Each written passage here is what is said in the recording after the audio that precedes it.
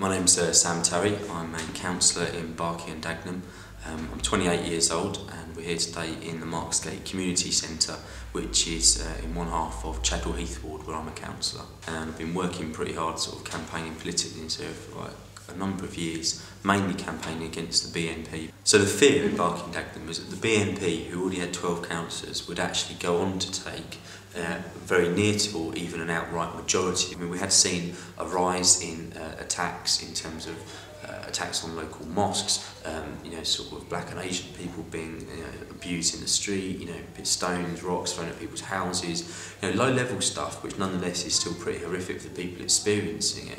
It could have opened the floodgates, because actually one thing we had seen is that over the sort of 4 years of having 12 BNP councillors, the people's kind of, I suppose, the way that they talked about race and about politics became much more aggressive. And so I suppose 5 years ago people would be more ashamed to admit voting BNP.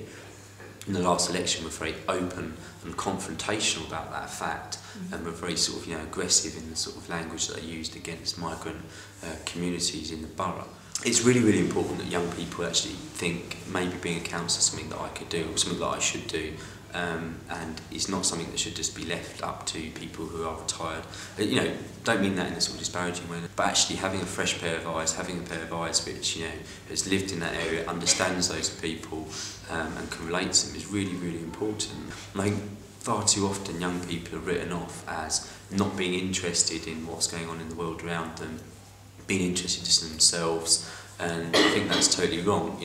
Politics in terms of what happens in Westminster, or even sometimes what happens in the town hall, can seem really boring and distant to people, but the politics of what's happening at the bottom of my stairs in my block of flats because maybe someone got knifed there or someone's selling some drugs there, that's very, very real, because that has an impact on people that they can see on a day-to-day basis.